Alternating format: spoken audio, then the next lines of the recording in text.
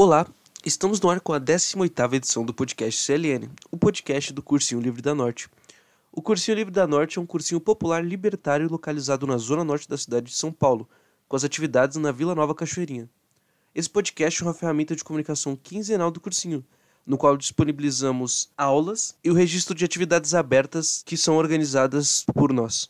O episódio de hoje é a gravação da aula aberta A Revolução Norte da Síria, Rojava, Autonomia Popular e o Movimento das Mulheres Curdas no Oriente Médio, com a presença de Annelise, que vai contar um pouco sobre a experiência revolucionária de resistência popular curda no norte da Síria, onde as mulheres desempenham um papel central no processo emancipatório, e todas e todos têm participação política direta nos conselhos populares.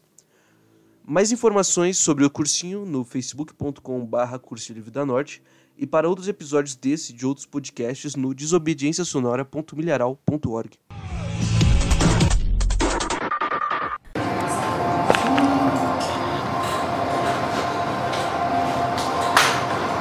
Gente, primeiramente, boa noite a todas e todos.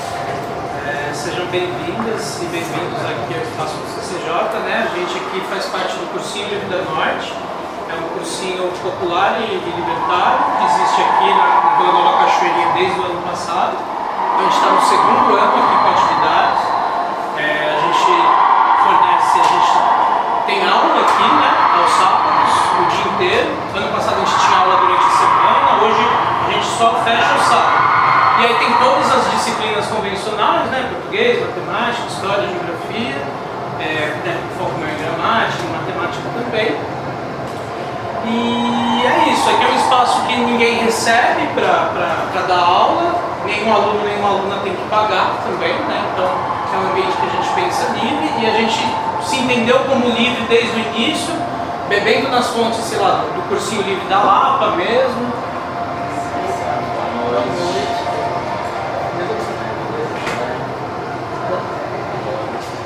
E acho que se inspirando nesses outros cursinhos, e estamos aí. Então, além das atividades do cursinho, a gente tem essas aulas abertas, né? Já fizemos algumas esse ano, desde pensando em podcast, desde pensando no documentário Prisioneiro à Grade de Ferro, desde tratando com os indígenas do Jaraguá. A gente ainda tem outras aí que estão por vir, que a gente deve discutir futebol e antifascismo, com torcidas organizadas antifascistas. A gente também vai receber aqui o Vitor para discutir sobre o movimento operário. E além disso, a gente também tem um podcast que a gente faz aulas em formato de áudio ou as gravações das aulas abertas que a gente faz aqui também. Tudo lá no Facebook do cursinho. E é um ambiente aberto. Quem quiser colar para ter aula, quem quiser contribuir dando aula, quem quiser fazer alguma coisa, é só procurar a gente, que a gente está à disposição. E aí hoje a gente pensou aqui numa aula, para a gente poder discutir um pouco o rolê curdo, poder pensar em Rojava, poder pensar na correria das minas por lá. E aí convidei a Annelise, e é isso, eu queria que você pudesse se apresentar, mas de antemão, muito obrigado por ter vindo. Valeu. Obrigada pelo convite, pela presença de vocês. Eu sou jornalista, mas em 2015 eu terminei a minha especialização em psicologia política e eu estava estudando a questão do movimento de mulheres curdas que estão lá. O meu foco é o norte da Síria, que é uma área que tem o confederalismo, um projeto político de autonomia, em meio à guerra civil na Síria. Mas é um projeto político que ele já está há mais de 40 anos. Então eu vou explicar um pouco para vocês. Então eu estudei isso e aí depois em 2015 formei com outros companheiros e companheiras um comitê que era de solidariedade internacionalista, com a luta curda, mas ele já está inativo porque as pessoas também, a gente tem muitas lutas locais, então eu continuei com essa vertente internacionalista, até por me entender numa militância anarquista, não que essa luta seja anarquista, que a gente vai conversar, ela tem uma base também no anarquismo, mas ela não se reduz a uma doutrina, a um pensamento. E também pela minha vertente de militância feminista, eu acredito que seja muito importante que a gente conheça essa outra luta, que é uma grande inspiração para a gente, de organização, de vertente aí, de resistência essencial, e que tem acho que a gente nem diz mais emancipação, qual que é o termo aí que a galera usa para mulher, na publicidade? Empoderamento. Não é bem empoderamento, é mais uma emancipação da mulher. Então a gente tem críticas, lógico, e acho que tem muita coisa aí para a gente absorver e pensar as nossas lutas, né, as nossas opressões também. Então eu gosto de me debruçar esse tema e me sinto na responsabilidade de ter tido o privilégio de poder ter tempo para estudar e desenvolver. Muitas coisas não chegaram em português aqui, então eu me envolvi em publicações em português para que as pessoas tivessem acesso. Continuo traduzindo artigos na internet, o máximo que eu posso. Também sou mãe solteira e toda lascada, preciso também pagar minhas contas, então o tempo que dá, eu me dedico a essa militância para que a gente possa acessar isso, esse conhecimento. Aí, para a gente começar a conversar, eu trouxe um vídeo que ele fala, são 10 minutos, está dublado em português, não sei se vocês já viram, mas ele vai falar um pouquinho, bem atualmente, da crise na Síria. E aí, a partir disso, acho que a gente consegue localizar um pouco melhor, tá? Ele é meio confuso, talvez, ele fala um pouco rápido, ele é traduzido do espanhol, vocês vão ver que ele vai comparar com a Espanha, mas é legal para a gente ter uma concepção aí do que acontece lá.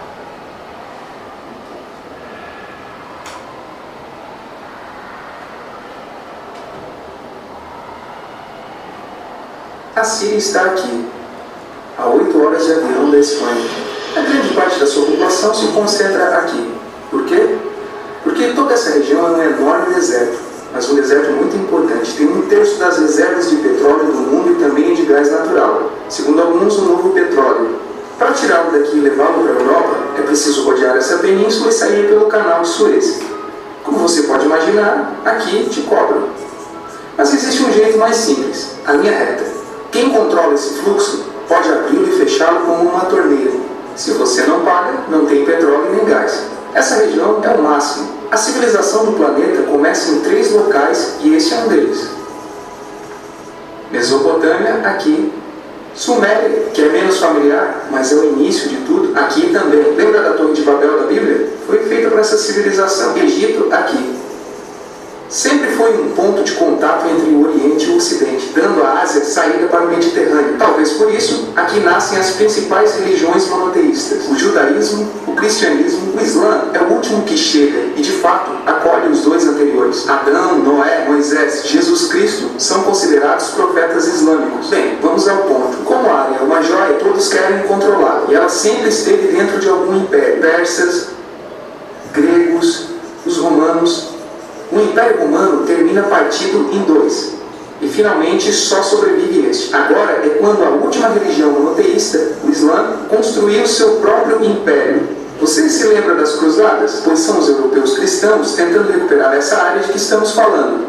Os últimos a chegar são os turcos. Mas veja bem, eles não vêm da Turquia, eles vêm da Ásia junto com Gengis Khan. Eles conquistam tudo e fundam o Império Otomano. O Império Otomano permanece aí até a Primeira Guerra Mundial, 600 anos. Quando acaba a Primeira Guerra Mundial, aparecem pequenos países onde estava o Império Otomano. E pela primeira vez vemos a Síria no mapa. Até agora tínhamos desenhado para não nos perder. E o que criou esses países? Veja bem, o que eu vou contar é algo secreto. Bom, foi em 1916. Este segredo máximo se chama Acordo de Sykes-Picot. Os franceses e os ingleses não podiam derrotar sozinhos o Império Otomano. Só poderiam se fossem apoiados pelas pessoas que viviam lá dentro, na sua maioria árabes. Como eles os conquistaram? Prometeram a Grande Arábia, um país só para eles. O único problema é que era uma farsa. Antes de prosseguir, vamos lembrar uma coisa. Os árabes são um povo, não uma religião. Isso é, um árabe pode ser muçulmano, pode ser cristão, e antes do Islã, aparentemente, houve tribos árabes com tradições judaicas. Bem, para os árabes não foi dado esse único país que tinha sido prometido. Em seu lugar, franceses e britânicos criaram diversos países pequenos. E esses países, obviamente, não eram países de verdade, mas áreas sob seu comando com governantes estabelecidos por eles. Durante esse tempo, eles fazem o que querem com a área. Lembre-se que há petróleo. A Síria, embora não tenha grandes reservas, tem fácil acesso ao mar. mar. E a França, que ficou com a Síria, entrega a nação a empresas estrangeiras. Após a Segunda Guerra Mundial, os europeus se vão. No caso da Síria, são expulsos. Mas antes de irem, criam um outro Estado, Israel. Não é o momento de falar dele, mas é um Estado muito controverso, que seus vizinhos não o reconhecem. A prova disso é que logo que os britânicos vão embora, todos os estados passam a atacá-lo. A área agora vira uma grande bomba relógio. E enquanto isso, o que acontece com a Síria? Bem, não é muito estável, tem constantes golpes de Estado. Nessa época aparece na Síria uma ideologia que assume o controle e se expande por todo o mundo árabe, o Baás. Essa ideologia mistura o antigo sonho de uma só nação árabe com ideias socialistas e algo muito importante, é laica, ou seja, não é religiosa. A Síria chega a se unir com o Egito, um país com o qual não tem fronteiras. Mas isso não é algo raro. Muitos desses países tentam fazer isso também. Como você deve lembrar, para essa gente foi prometido um só país e o desejo se manteve. Mas a união falha e nessa época o Egito lhes convence a nacionalizar o petróleo. Na Síria, Hafez al-Assad, pai de Bashar al-Assad, o atual presidente, se torna chefe de Estado Baás. No Iraque, também em Baás, começa a ganhar força Saddam Hussein. As diferenças entre os países dividem os partidos Baás de outros países em pró-Síria ou pró-Iraque. Começa a Guerra Fria, o mundo se divide em dois. Ou você é dos Estados Unidos ou da União Soviética. São anos muito movimentados em que há muitos conflitos com Israel. Então invadem seu vizinho Líbano e começam uma oposição islâmica ao regime Baás de Assad, a Irmandade Muçulmana. Voltemos atrás por um momento. Você lembra que a maioria dos árabes são muçulmanos? Bem, é verdade. Mas dentro da religião muçulmana há dois ramos fundamentais, os sunitas, a maioria, e os xiitas. No caso da Síria, apesar de ser um estado laico, os governantes e chefes militares eram xiitas, os quais representam menos de 13% da população. Em contrapartida, quase 70% da população é sunita. Um dado curioso é que os cristãos são quase 10%. Bem, os xiitas controlam o governo, o exército e a população sunita. Este sentimento foi aproveitado pela Irmandade Muçulmana, que são islamistas radicais sunitas. Esses pegam em armas na cidade de Ramã contra o governo, e Assad acaba com a revolta à custa de matar milhares de civis e prender muita gente. No ano 2000, Assad pai morre e lhe sucede Assad filho. Frente a diversas pressões, liberta muitos presos, traz internet e esperança de mudanças. Há um período de grande debate político e aparece a oposição. Também retorna a Irmandade Muçulmana. Os anos seguintes são difíceis. Prendem a oposição e Bush inclui a Síria no eixo do mal. Ele apresenta suas propostas e aí já está à mostra o que acontecerá com a Síria. Os curdos, um povo que vive distribuído por vários países da zona, começa a protestar também. Há repressão e mortos. Em 2011 ocorre a Primavera Árabe. O que é isso? Foi um protesto que foi se espalhando por todos os países árabes pedindo mais democracia. Como você pode ver, o mundo árabe pode estar dividido em países, mas tem tendências generalizadas. Quando chega a Síria, Assad filho acaba usando o exército e nos enfrentamentos morrem umas 1000 pessoas. Os enfrentamentos vão se aumentando até que se converte em uma guerra civil. Não há momento exato do início. O importante é que hoje em dia há inúmeras facções no jogo. Vamos vê-las. Primeiro, pense que tudo está dividido entre xiitas, a minoria, e sunitas, a maioria. Xiitas são mais laicos, são o governo de Al-Assad. Controlam tudo isso, que caso se lembre, são as zonas xiitas do país. O governo de Assad está enfrentando todo o resto, também majoritariamente laico, mas sunita. É o Exército Livre da Síria, ou FSA em inglês. Junto com a Frente Islâmica, que é religiosa, e outros 60 grupos formam uma coalizão, que a imprensa chama apenas de oposição moderada. Também islamitas e sunitas, mas radicais, são a Al-Nusra, como é chamada a Al-Qaeda na Síria. Outros islamitas radicais são o autoproclamado ISIS, ou Estado Islâmico de Iraque e Síria. São uma dissidência da Al-Qaeda que controlam a maior parte da Síria e Iraque e são famosos pelas suas atrocidades. Seu objetivo é impactante para muitos. É a criação de um Estado Islâmico ao longo da Ásia, a África e aí por diante. Isso você já sabe. Em Al-Ha'a temos o povo curdo. Você lembra? Aquele que o presidente Assad reprimiu. Pois igualmente, os governos de países próximos também o fizeram. Agora, eles controlam militarmente essa zona. Antes de terminarmos, repassemos os apoios militares internacionais até outubro de 2015. As forças de Al-Assad são apoiadas pela Rússia, que já tinha bases militares no país antes do conflito, pelo Irã e pela China. Todos são países daquilo que a Europa chama de Oriente. Com Contra Al-Assad, apoiando a chamada oposição, lutam Estados Unidos, Turquia,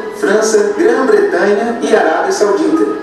Podemos terminar com algumas conclusões, deixando claro que se trata de uma opinião pessoal. Se recapitularmos, veremos que a região é estratégica, por sua privilegiada situação, todos a querem. A Síria sempre foi dominada por grandes impérios. Pense que há 100 anos a atual França já era França. A Inglaterra era Inglaterra. E isso também há 200 anos, há 300 anos, também há 400 anos. Mas, em uma contrapartida, a Síria só é Síria há menos de 100 anos e só governa a si mesma há mais ou menos 50 anos. E também, eles jamais decidiram suas fronteiras. Elas foram impostas. A Europa dividiu o Oriente Médio somente para controlá-lo, desenhando países sem levar em conta o seu povo. Muitos historiadores dizem que todo o povo tem a necessidade de manejar o seu próprio destino, mas com os ingredientes que vimos, jogam contra projetos como a Síria Baá, que usa a repressão para se manter. E, em última instância, se produz uma guerra civil.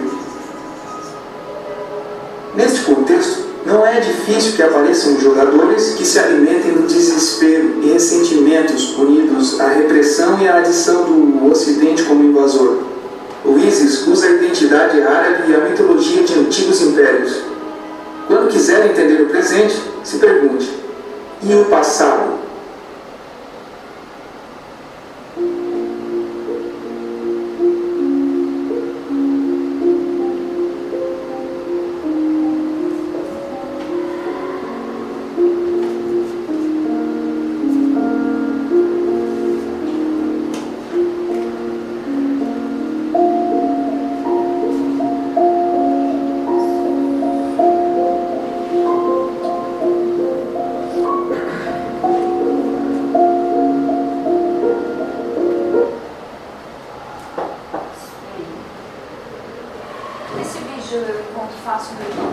Contra.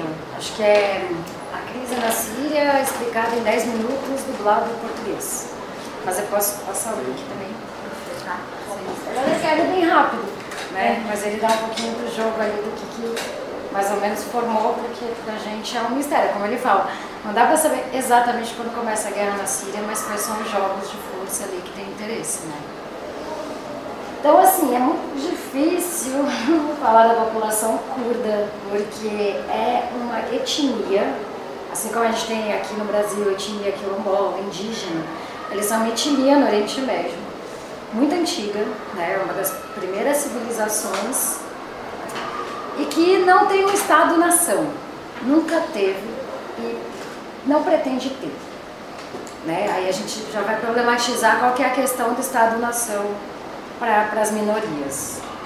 Então, quando a gente vai falar do Kurdistão, ele não está no mapa. Eu, quando fiz cursinho, assim, eu lembro de um professor que ele falava assim: aqui é Turkmenistão, Azerbaijão, blá blá blá, e os curdos eu não sei onde estão. Então, realmente a gente não sabe, porque o mapa oficial, pós-guerra, né, criado pelos imperialistas, não vai ter uma demarcação.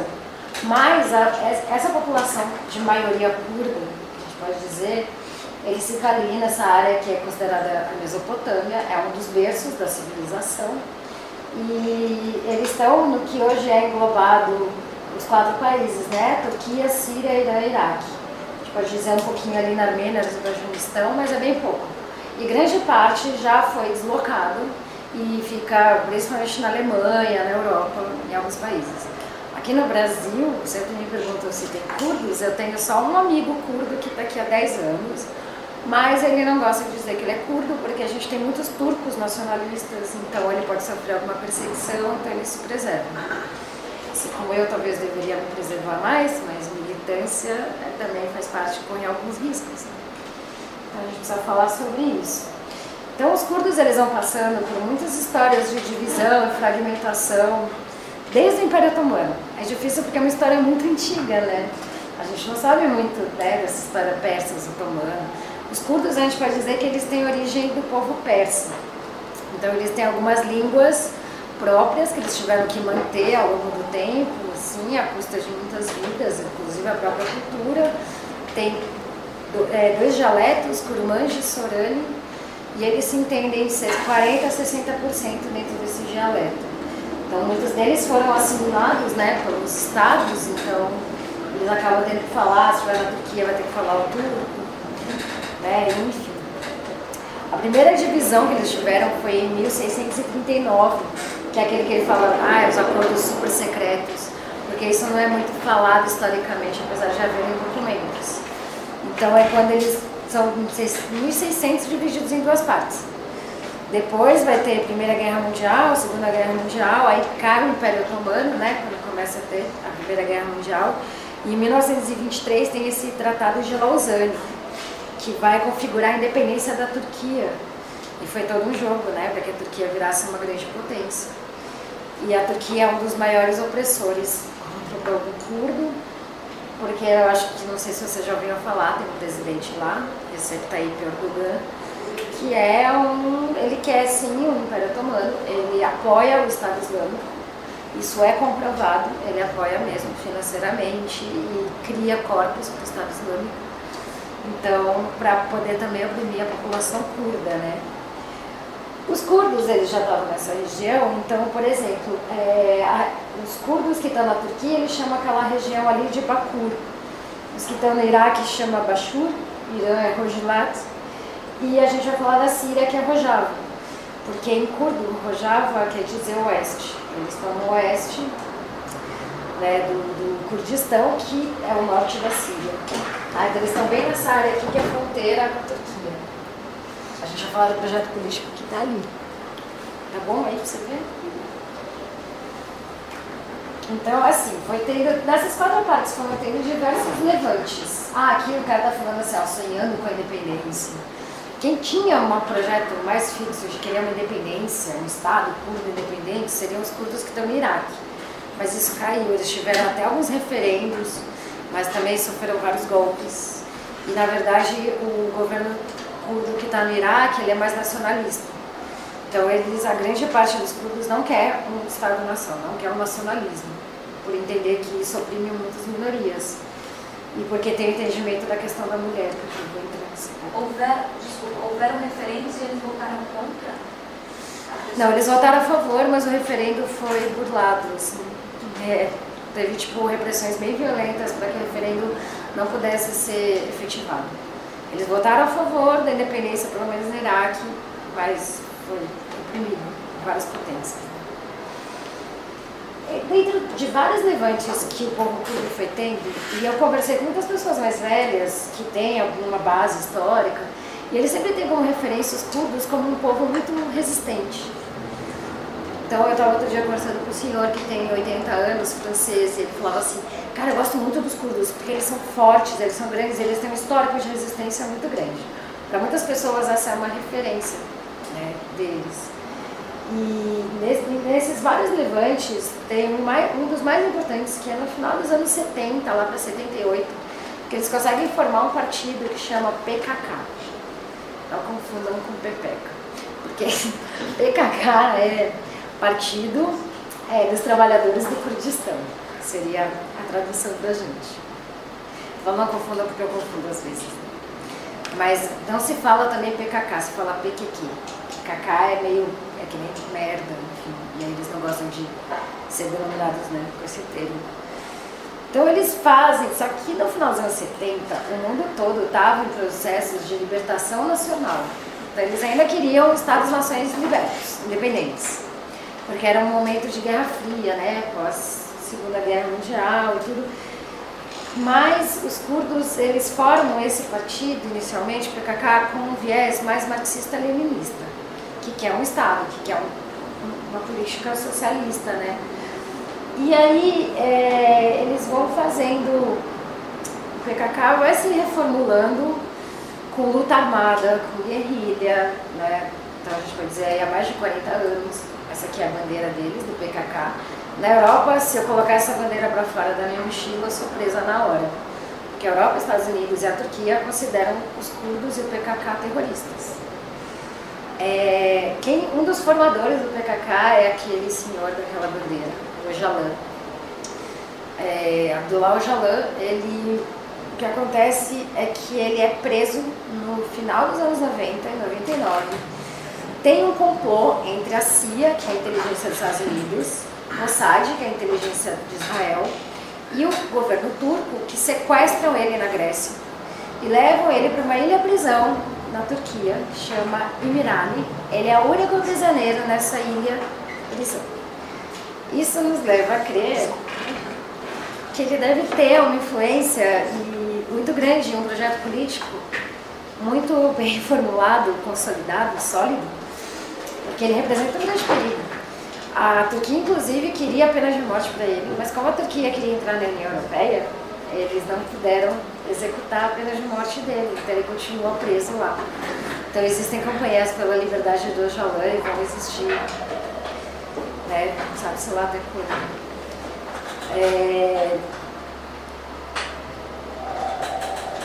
Deixa eu ver aqui. Quando ele é preso, antes dele ser preso, o próprio partido e grande parte da luta curda já estava revendo se queria mesmo um estado de libertação nacional, porque eles já estavam percebendo quanto ser minoria nos 4 Estados-nações já lhe carregava muita história de morte, de massacre, de opressão, assimilação também, né? Porque você tem que parar de falar que você é daquela etnia de repente e você tem que se tornar um turco. Então na Turquia, por exemplo, a polícia ia atrás da casa dos curdos e pichavam: aqui mora um turco, e matava se eles estivessem falando a língua ou se alguém tivesse um nome curdo ainda. Então, grande parte da resistência veio por mulheres em casa que continuavam levando a língua e a cultura dos seus filhos, porque as mulheres ficaram, né, no âmbito privado, sendo oprimidas, mas continuando e resistindo à sua cultura. Isso foi muito importante para que essa cultura se mantivesse, essa língua. A gente só tem acesso a isso hoje porque um número muito grande de pessoas morreram para manter essa cultura, essa etnia viva até agora. Quando o Öcalan é preso, esse líder, ele começa a ter leitura de anarquistas, socialistas, feministas do mundo todo, e eles já estavam reformulando algumas ideias. E aí ele começa a ler não tão anarquista, mas um socialista que chama Murray Bookchin. É um americano que estudava ecologia social. A ecologia social, ela não trata só de assuntos ligados à natureza, mas ecologia também como uma ética das relações. E aí o Murray Bookchin, ele tinha um projeto político que chamava Municipalismo Libertário. E ele acreditava que o municipalismo libertário, quando ela se organiza da base, de baixo para cima, e você tem conselhos, né, que você vai criando da sua rua, depois do seu bairro, depois da sua cidade e assim por diante, numa perspectiva em que as representações tragam o que a base decidiu, e não o que a representação decidiu, porque ela foi eleita pela base só. Você pode ter, sim, uma formulação de baixo para cima, política. Não o que a gente vive, né? E o que a gente vive, em parte, é por causa da formação do Estado-nação. Ele começa a questionar e estudar muito profundamente o municipalismo libertário, e aí ele rebatiza e readapta para o Oriente Médio, criando um projeto político que chama Confederalismo Democrático. O Confederalismo Democrático tem 3 bases. A primeira é a emancipação da mulher. Não é só a equidade salarial, de direitos da mulher, mas uma participação da mulher em todos os âmbitos da vida. E ele começa a entender que a mulher é uma das primeiras opressões, é a primeira opressão, na verdade, porque ele vai remontar a tempos neolíticos, onde existiam governos matriarcais. E nesses governos matriarcais, a mulher distribuía o excedente da produção. Só que quando entra o patriarcado, que é mesmo um golpe sobre esses governos matriarcais, que não eram a mulher superior, era a mulher como organizadora da sociedade, uma coordenação, né, feminina da sociedade, o patriarcado começa a gerar o acúmulo. E ele tem um aprofundamento de pesquisa de que o capitalismo ele é gerado por esse acúmulo que é dado pelo patriarcado. O que a gente entende como patriarcado, eu gosto mais de dizer dominação masculina. Que patriarcado pra gente é uma palavra, né, ligada ao feminismo, mas difícil de definir.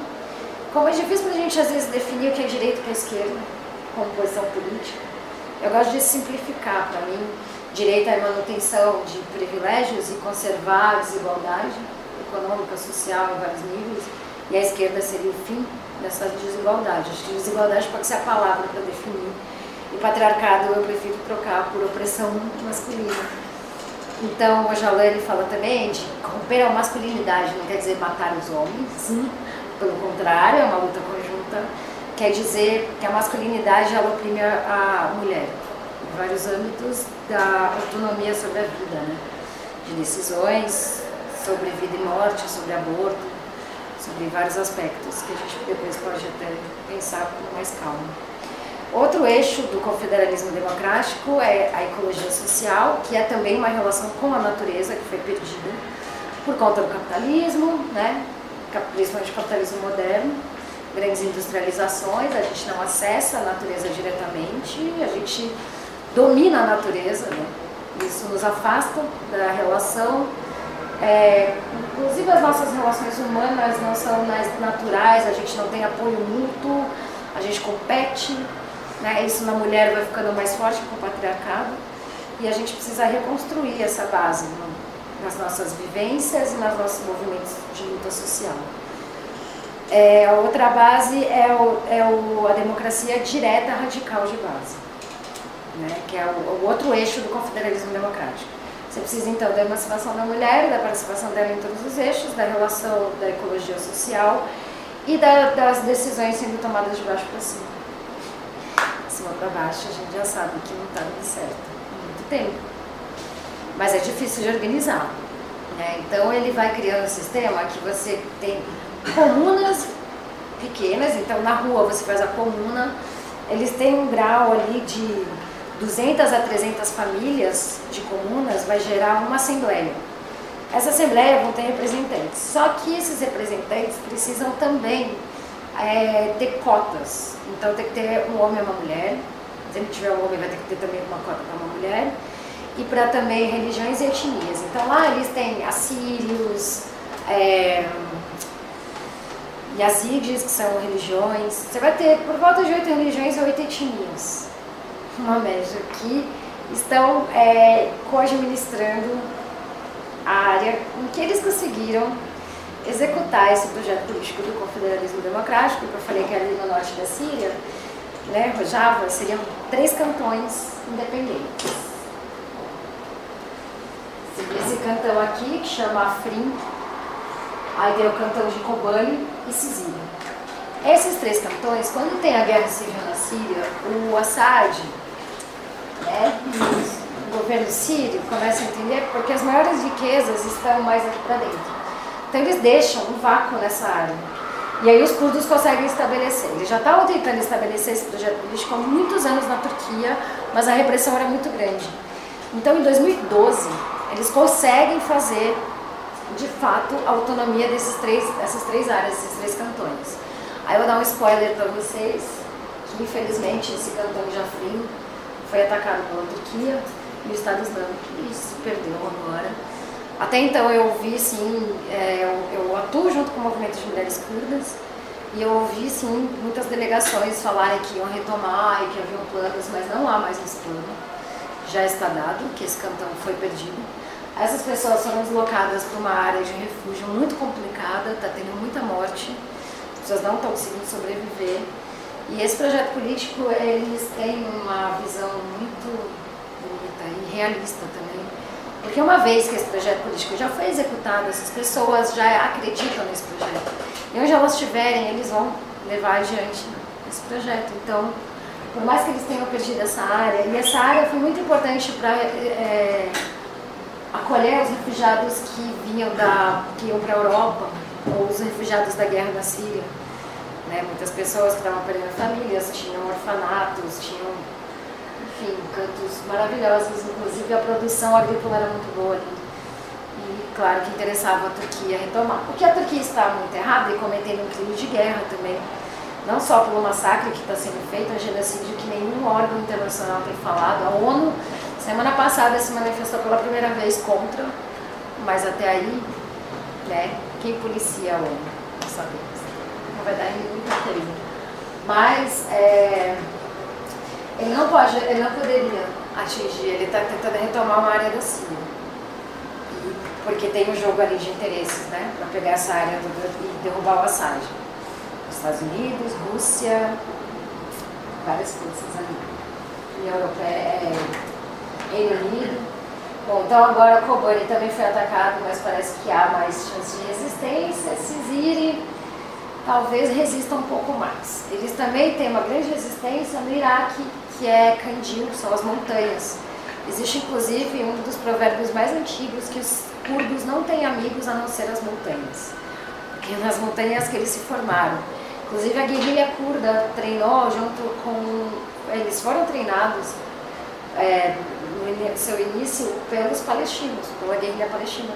Então eles são muito próximos, mas ainda há um jogo que os palestinos são mais próximos da Turquia.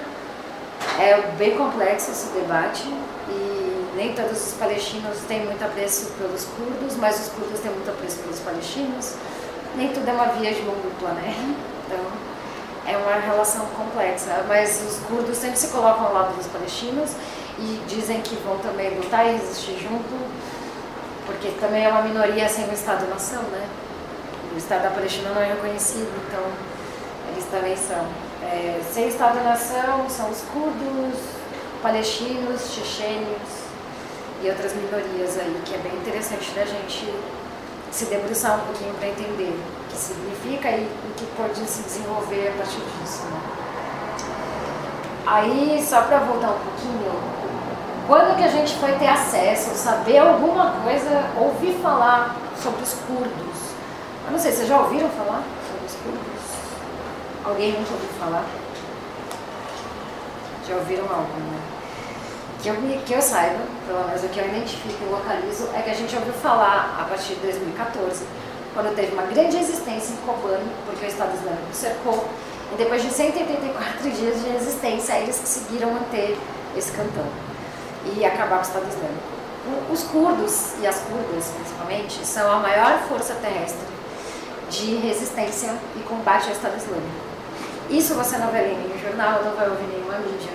Isso é um fato, tem dados, tem um observatório sírios que fazem mapas diários e a gente vê que são os curdos que estão combatendo. O que acontece é que o confederalismo democrático na Síria ele acaba sendo administrado não mais pelo PKK que está na Turquia. Quem administra na Síria é o PYD, que é o Partido da União Democrática.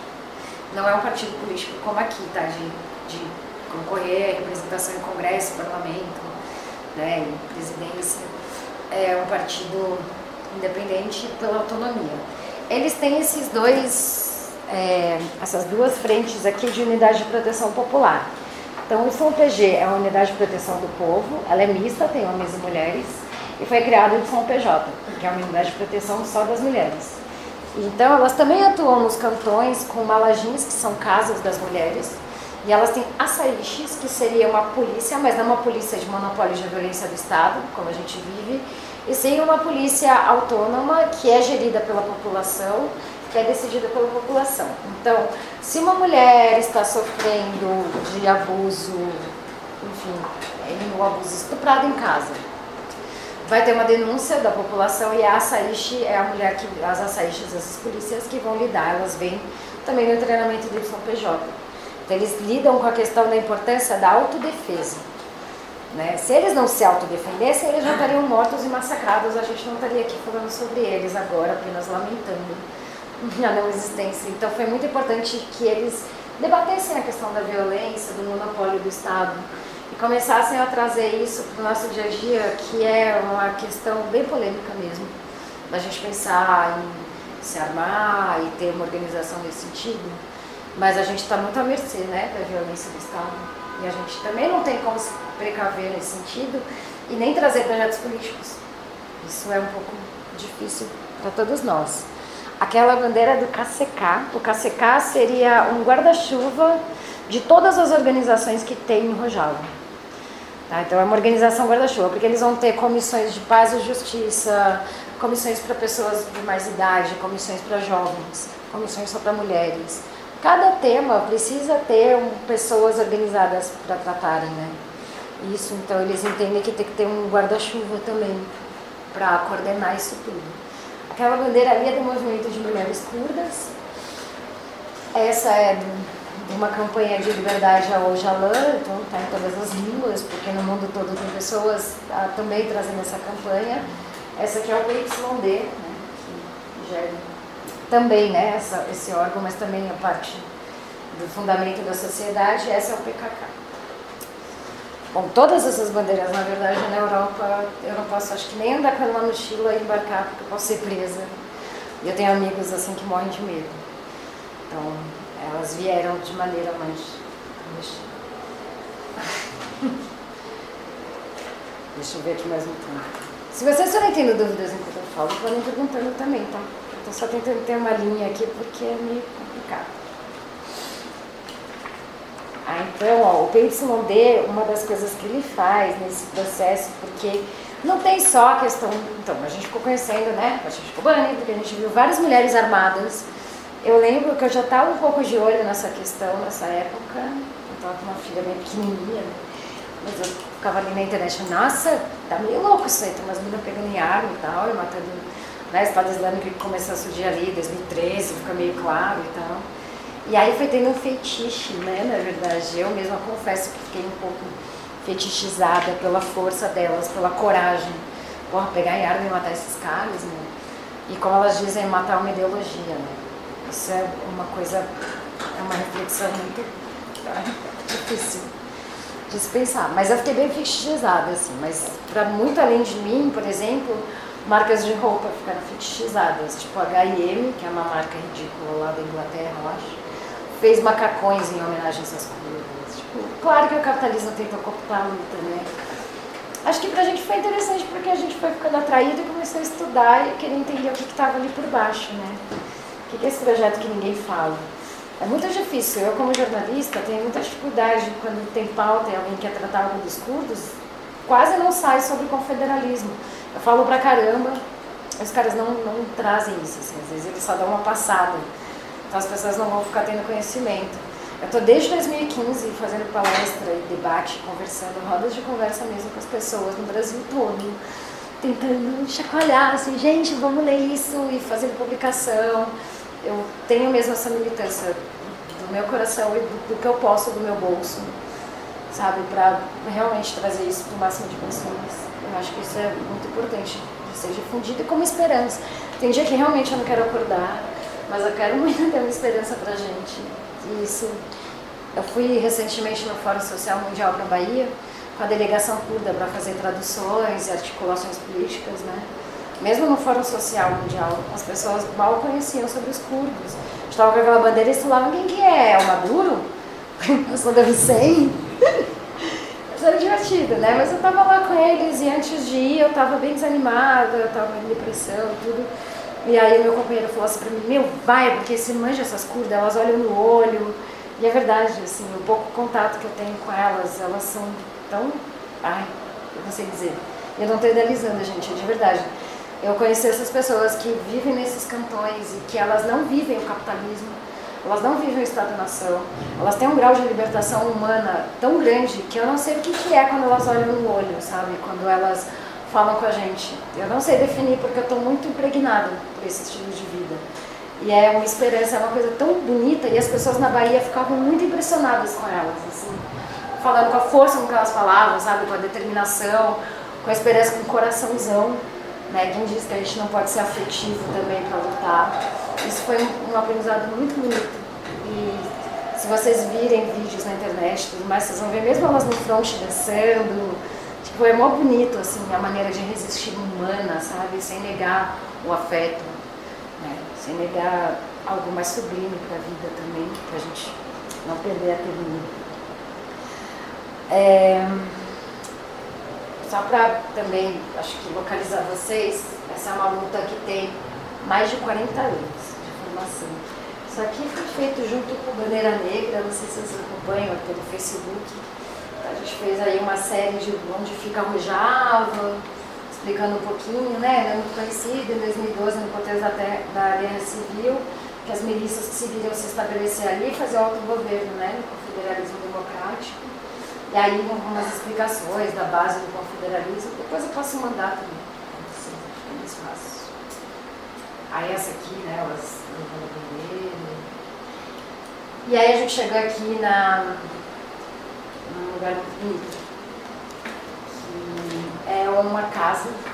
Esse local aqui está sendo feito em Cisíria, aquele cantão que está um pouco mais preservado. E vai ser uma vila só de mulheres. Aí a gente pode falar um pouquinho das opressões de lá, sem fazer hierarquia de sofrimentos e de opressões, né? Mas no Oriente Médio você tem um tipo de opressão sobre a mulher que chama crime de honra. Vocês já ouviram falar? Sabe o que é? Tá? De honra, o pai ou o irmão podem matar a filha ou a irmã se ela transar antes de casar. Ou se ela for estuprada. Ou se ela for, transar independente de sexo em qualquer condição. Ser transada. É permitido e facilitado pelo Estado. É. Terrível, né? Em praça pública também. Tem também casamento infantil, ainda tem, nessa região. Poligamia, o homem pode ter mais de uma mulher para casar. E recentemente eu vi uma matéria bem chocante, eu fiquei muito mal, eu tinha posto no Facebook, depois eu tirei, eu acho que pesado. Mas teve uma feira na Turquia, é muito comum, eles fazem feira de casamento, de noivas com crianças. Então você vê um desfile assim, de meninas de 6, 7 anos, desfilando com o vestido de noiva para comprar e comprar noiva também. Tá, isso não é falado na mídia, isso é verdade. A gente vê às vezes na BBC, eu pego às vezes mais fora. Eles têm alguns canais de estudos, a ANF, e a ANF é a agência de notícias deles, e a INHA também, que tem inglês, mas aí a gente traduz. Tem uma página no Facebook que chama Solidariedade e Resistência Curda. Aí eu vou só contar um pouquinho essa história, porque a gente tinha uma página, é assim, tinha um comitê aqui em São Paulo, que a gente formou. O comitê ficou desativado, porque as pessoas, tem muitas lutas locais também, não puderam, saiu, continuei com a luta internacionalista, a gente resolveu dar um tempo, né, porque também requer muita energia, fica um pouco difícil às vezes manter. Então eu tenho outros companheiros pelo Brasil também, como no Rio de Janeiro, no Sul e BH, que também tocam, e a gente tinha uma página que era Solidariedade e Resistência Popular Curda. E aí, essa página ficou uns 3 anos no ar, tinha uma baita audiência e tal. E aí uns dias a gente foi todo mundo bloqueado e a página foi caída e tal, e a gente descobriu que teve denúncia no Facebook. Teve uma denúncia da Turquia.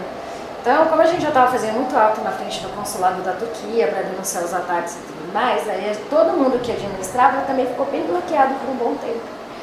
E aí a gente teve que criar tudo do zero agora. Então só tem essa página. A gente vai criar uma plataforma mesmo, com textos, vídeos legendados para baixar. A gente está numa super correria para criar essa plataforma, para também não precisar só do Facebook, né? Artigos traduzidos, eu já tenho recuperado bastante coisa, mas vai ficar bem interessante. Para quem quiser estudar, se mais para frente vocês quiserem estudar isso também como tema, acho que, né, a ideia é que a gente tenha bastante conteúdo aí para estudar. Mas aí voltando, essa aqui é a Ginwar. Ginwar é um espaço somente para mulheres, construído por mulheres e para mulheres. Então, a gente falou dos crimes de honra e tudo mais, porque algumas mulheres sofreram opressões e têm traumas muito grandes na vida, e elas têm esse espaço para poderem reconstruir a vida delas. Elas podem ter os seus filhos homens até, elas estão decidindo agora, mas parece que até os 14 ou 16 anos podem morar junto. Mas isso também está sendo decidido internamente, é uma questão que vai ser uma decisão delas, que a gente concorde ou não. Eu tenho um filho de 17 anos, eu fico pensando, ai, o que eu ia fazer lá, né, para ficar com ele. Mas enfim, né, ele também socialmente já é um cara com mais direitos do que eu, então, né, isso também teria que ser levado em conta. Então é um lugar muito interessante. Eu estou tentando levantar fundos para ir gravar um documentário lá e trazer pra gente uma base disso, tá? Para as nossas lutas. E como isso de fato se organiza. Eu quero trazer muito como que são as comunas, as assembleias, como que eles existem mesmo em meio à guerra. Eu acho que pra gente vai ser fundamental testemunhar e ver isso acontecendo, as decisões sendo tomadas. Eu acompanhei já pela internet uma reunião de mulheres que tinham 8 religiões e que elas tinham acordos. E eu penso muito quanto a gente, como feminista aqui, mal consegue às vezes conversar com mulheres da pentecostal, né? Eu tenho muito pouco diálogo. Eu tenho amigas militantes que ficam estudando a linguagem para poder ter esse trabalho também com as mulheres, porque A esquerda perdeu muito, né, gente? A pentecostal cresceu, tem uma em cada esquina, acolheu, de fato, as pessoas. Então a gente precisa mesmo pensar como que a gente vai se organizar popularmente e ter um diálogo comum, né? Lembrar que a gente está no ombro a ombro. Isso vai ser muito importante. Ai, eu acho que vou deixar essa imagem, então. Ó, quando o PKK é formado, tinha uma mulher também que formou junto com o Öcalan, que é a Sakine Santos. Em 2013, ela foi assassinada em Paris, com mais outras 2 militantes pela polícia turca. Nenhuma justiça vai ser feita. Agora, o que acontece, o Murray Bookchin era casado não, né, socialista, tinha uma companheira que é a Janete Biel, que é uma grande intelectual, ela vai muito para Rojava, ela fica bastante lá, conhece muito a luta curda do norte da Síria, e ela traduziu agora do inglês um livro sobre a Sakine. E aqui, eu e mais outras militantes, a gente vai traduzir para o português. E assim, é uma das coisas mais fodas que eu já li, de histórias de vida, de resistência e de história do povo curdo. Eu espero que a gente tenha logo essa publicação, para a gente também entender essa mulher que tem uma luta aí muito incrível como referência pra gente, né? Sofreu, ficou muito tempo presa, muitas vezes estuprada, mas ela resistiu. Ela é um símbolo muito grande. Várias fotos que vocês forem ver de Rojava, vou colocar depois na internet Rojava, curdos e tal, vocês sempre vão ver uma imagem no fundo do Öcalan e dela, da Sakine.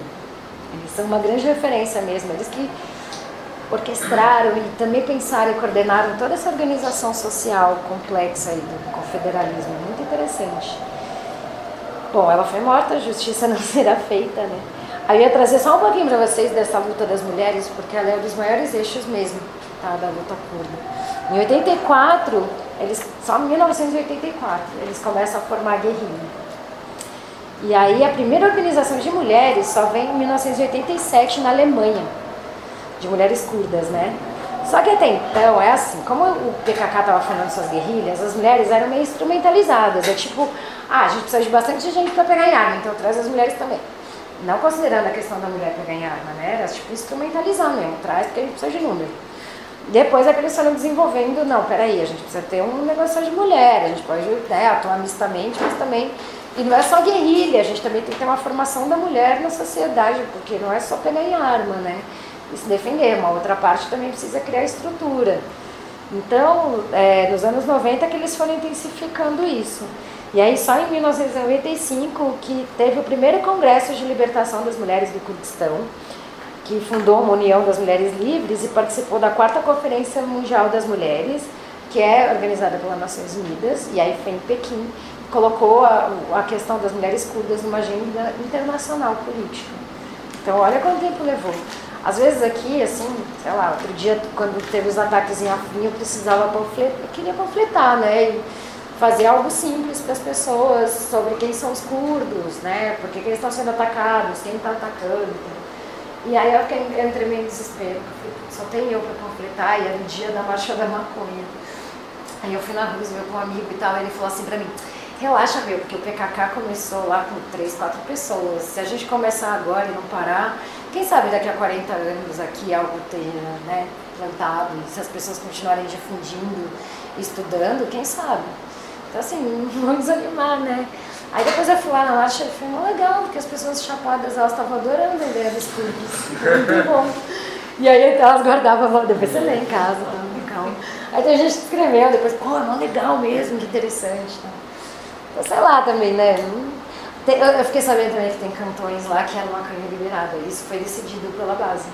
O aborto também é decidido entre todos. Tipo, o aborto é legalizado em todos os cantões, né? Mas a maconha também, eles discutem, vão plantar, pode, não pode, álcool. Porque também tem a questão religiosa, né? Então, a maioria dos curdos são muçulmanos sunita. Pelo que eu entendo, o muçulmano sunita, ele não é super religioso, ele não tem que ficar seguindo o ritual religioso. O xiita é um pouco mais, o sunita é mais leve. Mas o Estado Islâmico também é muçulmano sunita. O que nos leva a pensar que não é uma questão religiosa o Estado Islâmico, é uma questão política, porque eles querem estabelecer um califado, né? Como ele falou no vídeo. O que é? O Estado Islâmico é Levante, Estado Islâmico do Levante e da Síria e do Iraque. O Levante e a Síria, né? Síria e Iraque. Sim, eles querem se expandir pela Ásia, pelo Oriente Médio, pela Ásia, e sim, eles querem se expandir pelo mundo todo. Então, é muito importante chacoalhar as pessoas e falar assim, galera, se as curdas não estivessem matando o Estado Islâmico, que aliás quem criou o Estado Islâmico é os Estados Unidos e a Síria, que libertam os caras da prisão e cria, né? Tem um livro bem legal, da origem do Estado Islâmico, do Patrick Cockburn, que é um dos jornalistas que mais estuda e conhece, documentado que, sim, foram eles que criaram. Porque eles precisavam, interessava aquela bagunça toda, aquela luta, eles se matando entre eles para conseguir aquela região. Qual é o nome do livro? É Origem do Estado Islâmico. Tem em português? Tem. É Patrick Cockburn. Origem do Estado Islâmico. Ele conta toda a história. Acho que dá para achar PDF também. Dá uma procurada, é bem interessante. Muitos curdos que eu conversei falaram, não se enganem, o Estado Islâmico também tem pretensões com o Brasil, porque o Brasil, eu não sei se vocês viram, essa semana tem essas questões do nióbio, a gente também tem pré-sal, a gente tem várias questões interessantes, tá? Foram descobertas várias células no Brasil já, do Estado Islâmico. Não é brincadeira, eles realmente poderiam vir para cá. Então, para além do nosso medo, a gente precisava mesmo valorizar e se organizar. Porque isso é uma questão bastante séria do mundo todo. Eles fazem ataques ali na Europa e tudo mais, e tem alguns fundamentos disso acontecer, mas nada impede que tivesse aqui. E, eu não sei se vocês já viram isso, mas tipo, se tivesse uma guerra civil, o Brasil aguentaria só 1 hora, tá, em munição. Não ia durar nada, tá, se a gente depender do nosso Estado-nação. É meio chocante. Mas os curdos, eles têm tipo AK-47, que são essas armas russas meio velhas e tal, eles consideram meio lata velha, mas eles aprenderam a manusear, né? A manejar, aprenderam táticas de guerrilha. Tudo bem que é uma região que você precisa ter um treinamento maior com relação a isso, mas eu não entendo uma esquerda que nunca falou nisso, né? A nossa esquerda no Brasil, nem esquerda mais radical, nunca tocou nessa questão. Que a gente discuta a autodefesa, eu acho fundamental. Os curdos dizem, né, na natureza não tem um ser vivo que não tenha um mecanismo de autodefesa.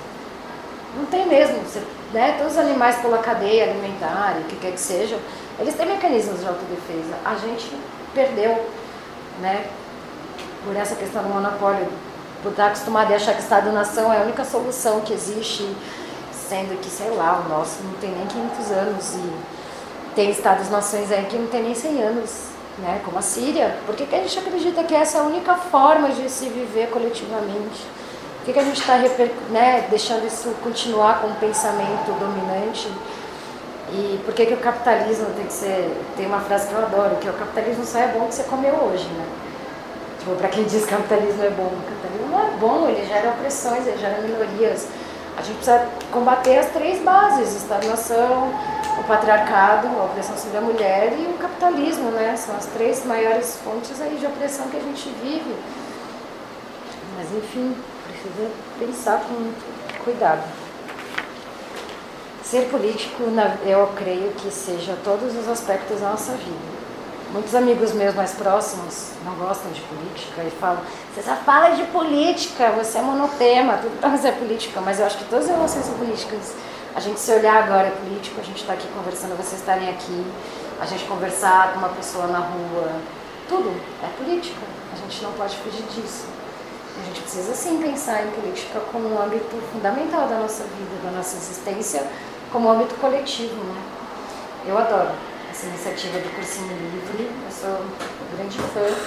Quando eu puder, eu quero sim poder estar junto, porque eu espero que a gente possa assim criar essas bases todas juntas, se apoiar mutuamente, trazer os conhecimentos. Eu fiz uma universidade pública, acredito sim que quem pagou a minha universidade são as pessoas de menor renda, porque elas pagam mais imposto, né, proporcionalmente. Eu tenho obrigação, se eu tive esse privilégio de estudar e de ter tempo de tudo mais, eu tenho a obrigação de trazer tudo que eu aprendi de volta para as pessoas. E eu espero que todo mundo gere esse ciclo para que a gente dê continuidade para o conhecimento, não fique limitado para uma elite. Bem por carinho. Tem um texto aqui bem legal, eu vou ler, tá? É chato, mas... de um dos livros que a gente escreveu, né, o comitê, foram várias pessoas escrevendo mesmo, alguns artigos, que refletir sobre a experiência curda como projeto político do confederalismo democrático não significa apenas problematizar a opressão de um povo, mas compreender que o sofrimento das minorias pelo mundo são concatenados pelas mesmas ferramentas de exploração, né? Por isso que é urgente a gente entender que a solução política desenvolvida lá também pode ser fonte para solucionar os nossos dramas políticos aqui. Então, a gente precisa desconstruir uma sociedade que seja anticapitalista, global, né? Uma vez que o capitalismo não tem fronteiras, e construir alternativas libertárias que não deixem os povos e as minorias reféns do Estado. É importante lembrar que a crítica ao Estado-nação e a busca por uma luta internacionalista que faça frente ao capital globalizado, principalmente um modelo democrático no qual todas e todos, em cada qual, organizem suas próprias vidas, pode ser uma ponte de libertação entre os oprimidos. Então é isso, gente, que eu tinha para falar também. Eu queria ouvir se vocês têm questões. Posso falar também um pouquinho da atualidade, mas eu não tenho muito detalhe. Eu reconheço que eu estudo isso cotidianamente, eu passo horas do meu dia estudando, e é muito difícil acompanhar, é muito difícil entender todos os... E eu também não gosto de querer entender muito detalhe, porque isso não vai ser passado adiante, as pessoas não vão conseguir entrar nessa complexidade. Então eu também quero entender de maneira simples e direta, para poder passar isso de maneira simples e direta. Então podem haver perguntas que eu não vou saber responder. Tá? Acho que isso é importante também, a gente reconhecer que não dá para saber. Eu tenho uns amigos aí que enchem o peito, falam, sabe, vários detalhes que eu não entendo nada estudando, imaginando galera que mal e mal tem acesso, né? Então acho que a gente precisa também baixar um pouco a bola, né? Saber que a gente não sabe tudo. Mas principalmente eu queria agradecer muito a presença de vocês hoje. E, sei lá, Dia dos Namorados, meu grande crush, o Jaú. Meu grande crush do Confederalismo Democrático aí. Eu saquinei e tal. É interessante que a gente está discutindo. Vocês têm perguntas? Olha, sobre o cuidado, pensar nas crianças nesses espaços, assim, como pensa a educação, como pensa na criança, como que tem esse comportamento, você sabe? O que eu sei de artigos e de pessoas que foram, tá, de relatos, é que a educação, ela foi muito atingida, né, por causa da guerra e tudo mais. Mas na proposta do confederalismo, é uma proposta, assim, de educação libertária. Então as escolas, elas têm todas as idades, né, não é como aqui, separado, também não tem muro e qualquer lugar é uma escola.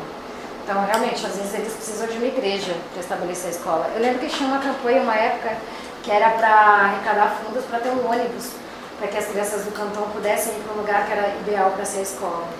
E aí pessoas do mundo todo estavam ajudando financeiro, mas eles pararam de pedir financiamento de dinheiro, né? Porque isso pode gerar uma questão inflacionária, já que a economia deles também, eu não falei, mas é cooperativada. Então tem cooperativas só de mulheres também, né? Tem outras cooperativas. Sei que a cooperativa de água, tecidos, isso tudo é produzido, então todas as mulheres têm algum, assim, você vai ter pessoas também que têm propriedade privada, né? E aí você está ali no processo revolucionário.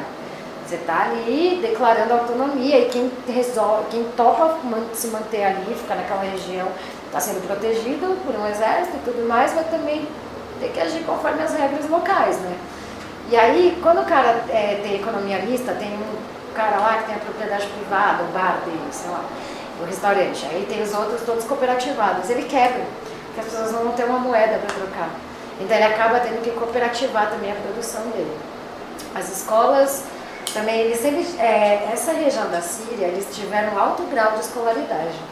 O que acontece quando vem a guerra é que muitas pessoas tinham faculdades, assim, que são consideradas referências do mundo todo, principalmente na área de cinema, de artes, né? E menos na área de saúde. A área de saúde teve muito cubano, argentino que foi para lá ser médico, porque eles estavam precisando mesmo. Inclusive morreu há 2 meses atrás uma companheira argentina maravilhosa que estava atuando lá como médica, mas ela sofreu um acidente de carro, morreu, e ela é uma mártir, né? Eles têm grande respeito pelos internacionalistas.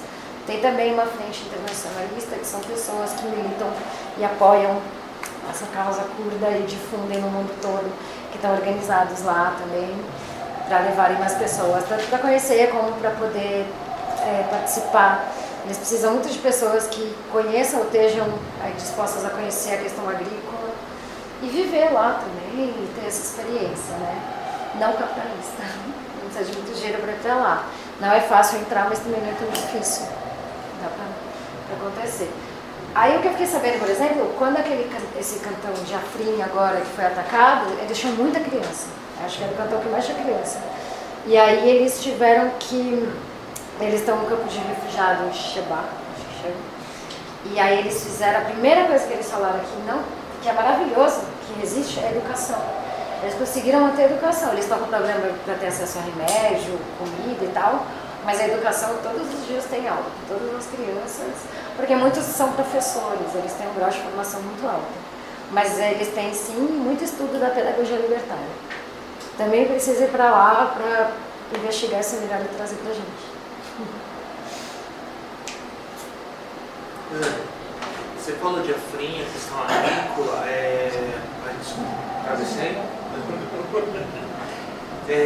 sobre a questão agrícola, você sabe como se dava, era coletivizada a terra?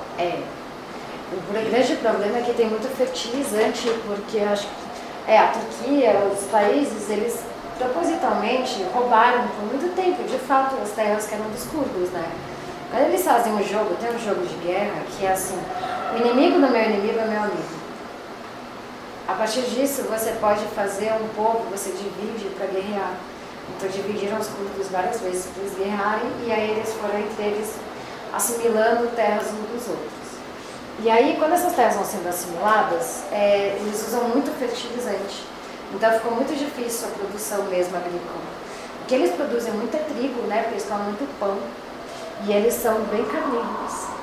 Eles têm muito a questão da caça e tudo mais para se manter, né? Mas eles têm dificuldades. Um amigo meu que teve há um ano atrás, foi um ano pelo Médicos Sem Fronteiras lá, ele teve enrojado. E ele falou que as mulheres do fronte, os combatentes são muito subnutridos. A população toda é bem subnutrida, tem problemas sérios de anemia, porque eles têm pouco acesso. Apesar de ter uma produção agrícola cooperativada, que é o que eles conseguem, eles precisam de pessoas que tenham conhecimentos técnicos para ajudar eles nesse replantio das poucas terras que eles têm acesso. Parece ser bem árido também, né? É desértico. Você vê Deve umas ser fotos uma que planta, tá mó sol e eles estão cheios de roupa, assim. Ai, que aflição, é muito frio, né? Aí não é tudo que dá, né? Não, para plantar não. É mais pão mesmo. A base da alimentação deles acaba sendo pão. Tem problema com água. Sabe como é a questão urbana nos outros cantões? Se são lugares mais urbanos, mais industrializados em algum momento? Sisíria é mais urbano. Industrializado é difícil. Tinha uma ou outra indústria na região, mas nessa região que eles estão, eles conseguiram, né, cooperativar, mas a grande maioria foi destruída. Na Turquia, que é uma área mais urbana, eles têm um grande foco de resistência, mas a repressão do Estado é muito grande, muito grande. É assim, o número de jornalistas e de ativistas, e mesmo curdos, que nem sempre levantam uma bandeira, presos, é bem absurdo. Eu gosto e eu acho importante lembrar que a Turquia é o segundo maior país da OTAN. A OTAN é aquela organização armada dos exércitos do mundo. O primeiro é os Estados Unidos, o segundo é a Turquia. Eu sempre achei que fosse lá, a Rússia, mas é a Turquia.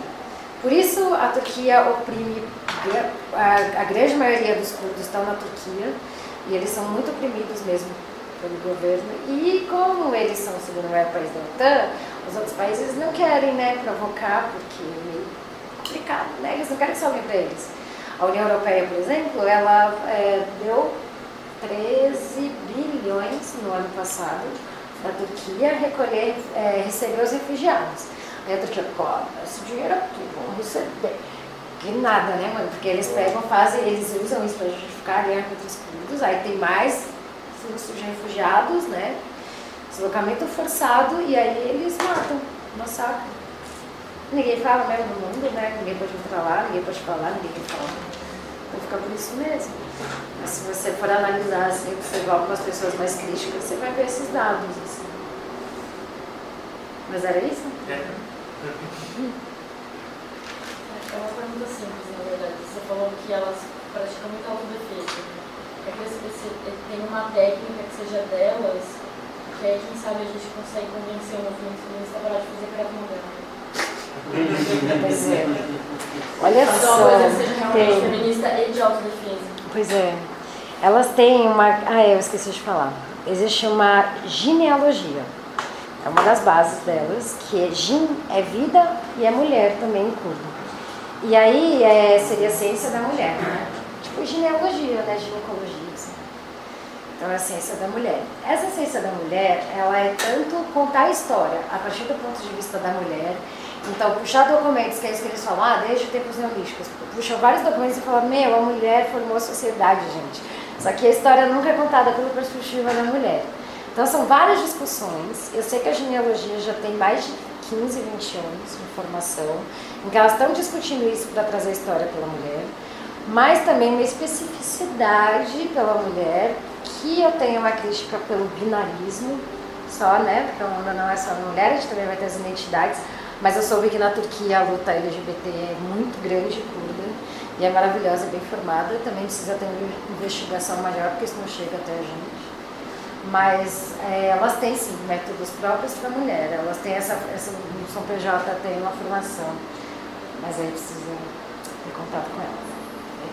Ou alguém trazer, né? Não sei se isso vai acontecer, né, gente? Estamos torcendo. Tô gravando. Mas parece que... Enfim, quem sabe daqui a um tempo, eu também tenho crítica a isso, porque Krav Maga e autodefesa não é só a luta em si ou os meios que você usa ou como você manipula armas, né? Porque também é perigoso você ensinar uma mulher a manipular mesmo uma arma branca e isso pode ser revertido contra ela, né? Pode ficar uma violência maior. Mas não só isso, mesmo. Sabe que o Krav Maga é uma luta criada por Israel para justificar o Estado de Israel como um Estado de autodefesa que se defende o tempo inteiro.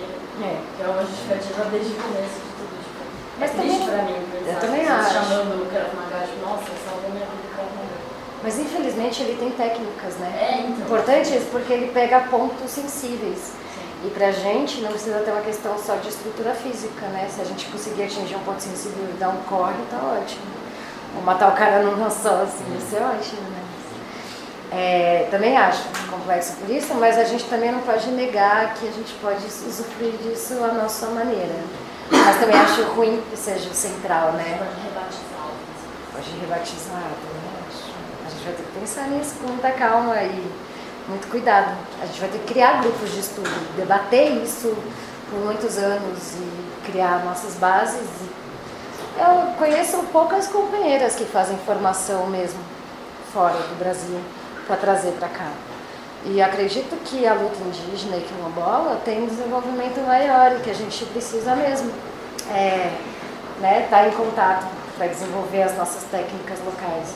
Pô, a gente tem capoeira, a gente tem maneiras também maravilhosas, né, que não precisam servir só para autodefesa, mas também podem servir. Elas têm sim métodos próprios, tá? Inclusive elas são ótimas comandantes, assim.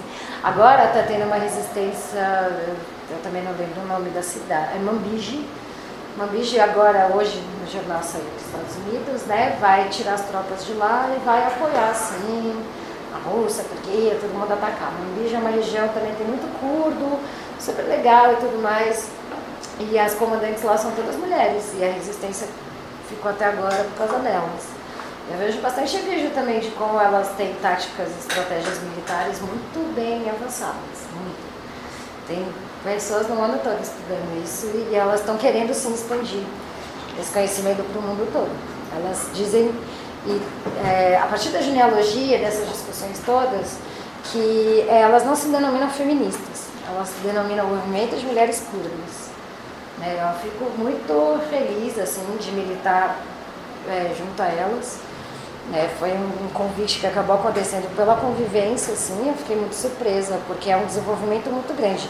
Elas fazem cursos na Europa e no mundo todo. Então elas vão convidando as pessoas que estão mais próximas para fazerem esses cursos, principalmente na Europa, que nem sempre dá para chegar lá. Então genealogia, por exemplo, tem uma companheira do Brasil que conseguiu fazer esse curso já. Agora, como eles estão em dificuldade, talvez seja um pouco mais para frente. A ideia também é ter pessoas próximas para fazer delegações que vão ao longo do tempo.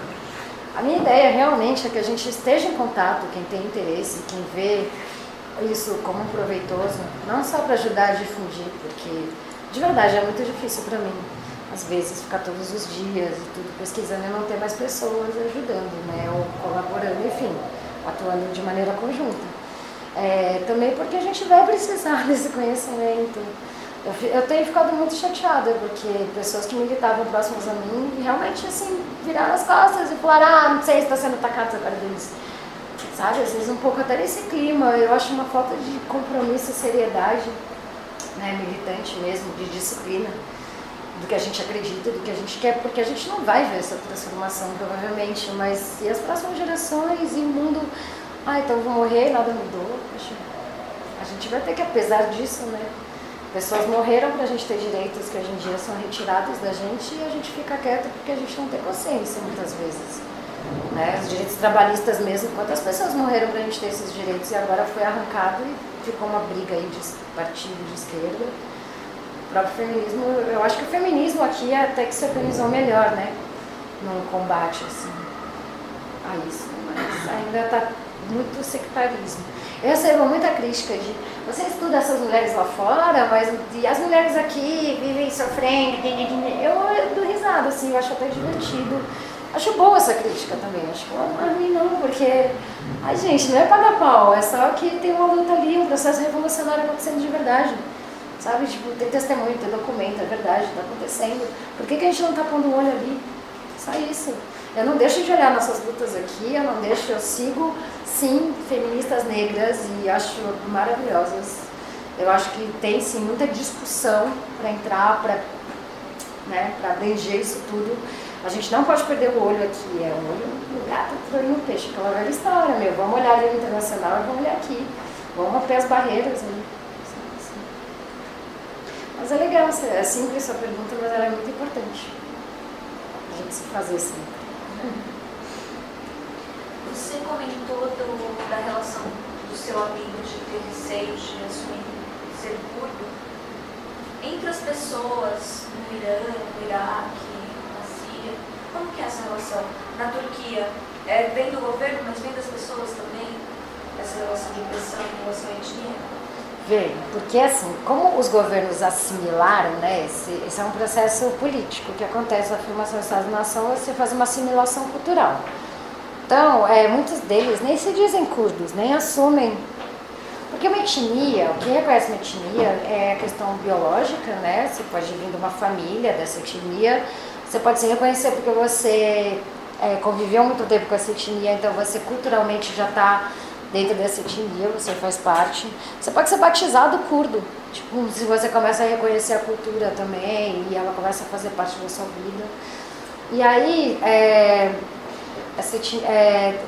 nos países realmente assim, eles sofrem uma repressão tão grande, como eu falei, só de tirar uma bandeira, sabe, só de ter um posicionamento, só de se dizer curdo.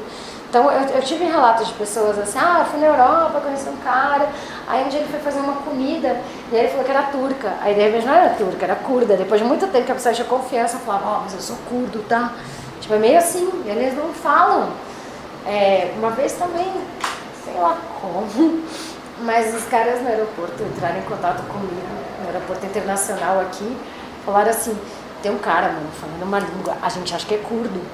Será que você tem como ajudar? Ele tá com passaporte do Iraque, mas ele não é iraquiano, é meio esquisito. É claro que ele é curdo, né? Aí não deu outra, ele era curdo, tinha que mandar de volta, ele veio sem querer pra cá, ele não falava inglês. Eu já recebi curdos aqui que não falavam inglês, só falam ou turco ou curmanji.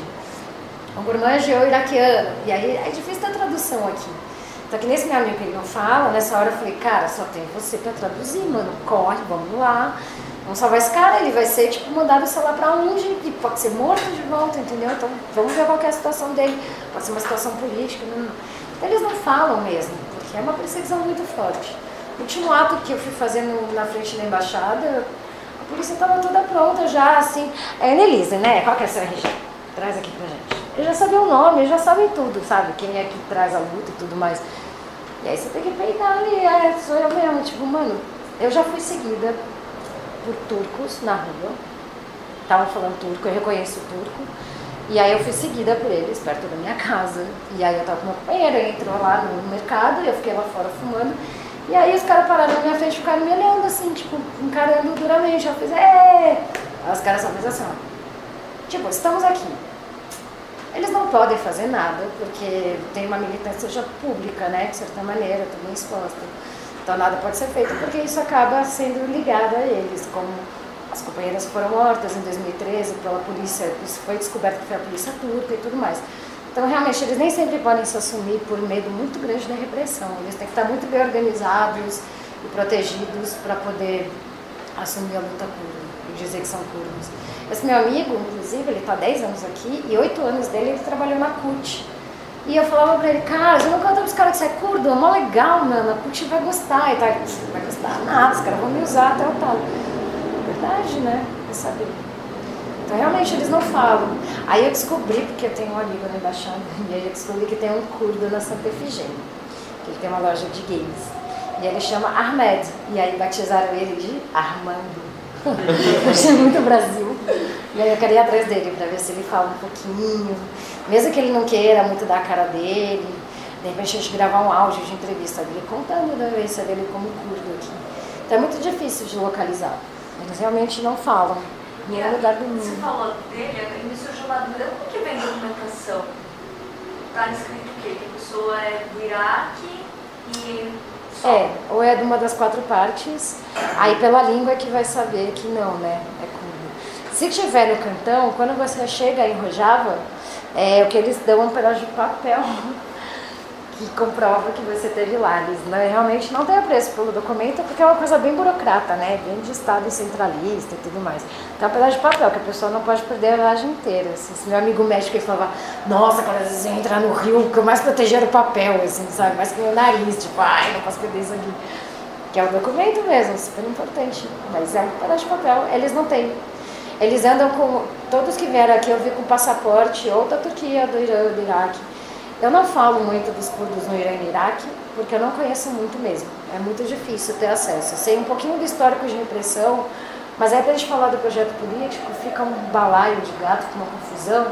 Fica difícil ter uma linha de pensamento, então eu acabo não falando. E a gente não pode falar dos curdos como algo uniforme, né? O movimento feminista não é um movimento, não é todo igual, então...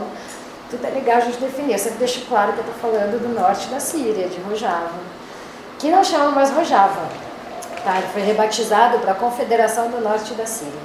Porque lembra que eu contei que tem várias representações de outras religiões, etnias? Então, eles são a maioria, mas eles não queriam o nome curdo, porque senão eles seriam uma imposição curda sobre os outros. Então, eles deram o nome de Confederação do Norte da Síria. Mesmo o mundo inteiro conhecendo como Rojava, a gente ainda fala Rojava, mas a gente pontua que mudou de nome. É bem interessante, né? Porque isso mostra que eles são um governo pluralista, como eles falam. Eles abrangem mesmo outras etnias. Os Yazidis, eu acho que talvez você já tenha ouvido falar das mulheres Yazidis. Elas são as maiores vítimas do Estado Islâmico. Porque essa religião ela é muito antiga. Ela tem acho que 600 anos antes da religião cristã. Tá? 600 anos antes de Cristo. É o Zoroastro. Eles têm um deus pavão que é considerado um demônio, porque... seria antes da Bíblia, alguma coisa lá de... eu não sei direito. Eu sei que, mais ou menos, que é o filho de Adão. Eles se consideram um ramo de Adão, mas é antes da Bíblia. Essa que é a confusão ali da Mesopotâmia. Se confundindo. Bom, mas é como se fosse, tá? Tipo, o primeiro grau de humanidade, eles se consideram vindos do homem, que é uma questão também que tem a ver com a religião islâmica, que ela surge também desse Zoroastro. Então é uma religião que é considerada diabólica para o Estado Islâmico e para vários outros governos, que falam que eles são adoradores do Satã, que seria esse pavão, porque ele tem uma questão mesmo da libertação da mulher já nessa religião. Não é uma religião de ritual muito opressor como mulher. Então o Estado Islâmico gosta muito de oprimir eles e quer mesmo que essa religião acabe. Mas as religiões mais antigas, a gente não vê nem pessoas que estudam religiões aqui falarem sobre o Zoroastro. Parece que até do Nietzsche, assim falava Zaratustra, também tem a ver com o Zoroastro. Então, que é as primeiras discussões da filosofia que a gente não acessa do Oriente Médio. Aliás, o termo Oriente Médio só vem depois das guerras mundiais. foi a Segunda Guerra Mundial, eles nem tinha Oriente e Ocidente. Aí eu estou descobrindo mais ou menos porque tem um livro que chama Orientalismo, que é do Said, né, que é o cara que estuda a Palestina. Aí é bem legal que ele vai falando, né, o que era o Oriente, o que é o Ocidente. Isso também é bem legal da gente entender. É uma treta, né? Você já leu? Um livro que chama Cultura e Imperialismo.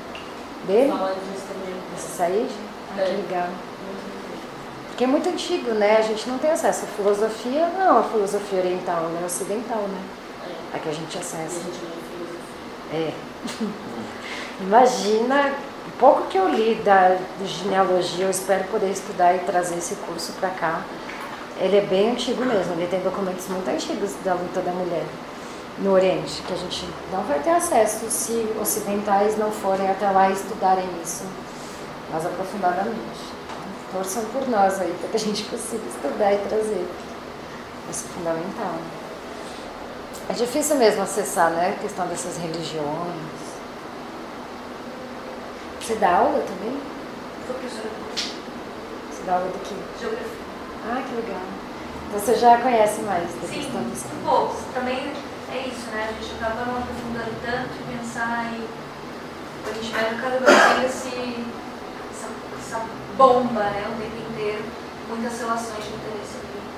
Muito balaio de gato, né? Mas aí se você for separando mesmo os atores... Não, dá pra entender, né? Quando você vai pegar... Eu sempre brinco que meu contato de maior entendimento do Oriente Médio é o quadrinho do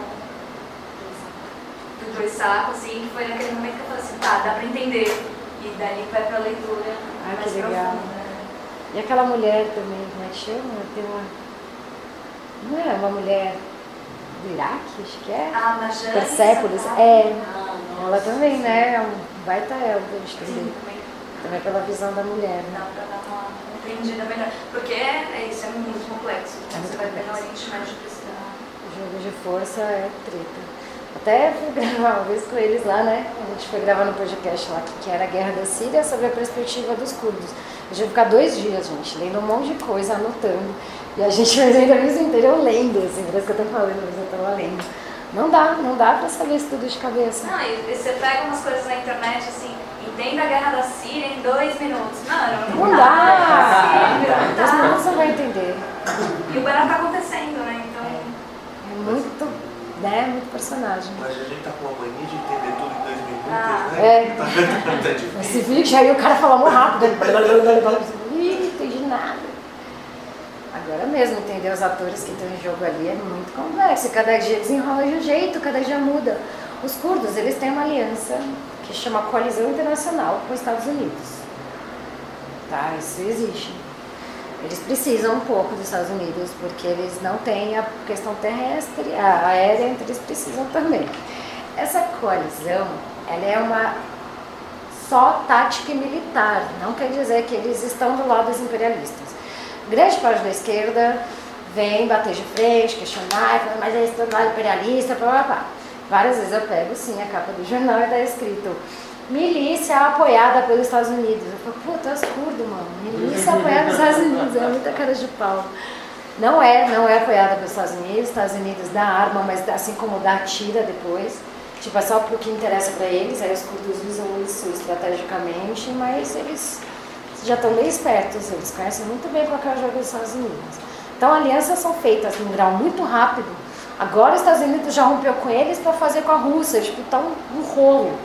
Não dá para saber. Dá para saber que a Turquia e a Rússia e os Estados Unidos vão conseguir tirar o Assad, provavelmente, e tretar.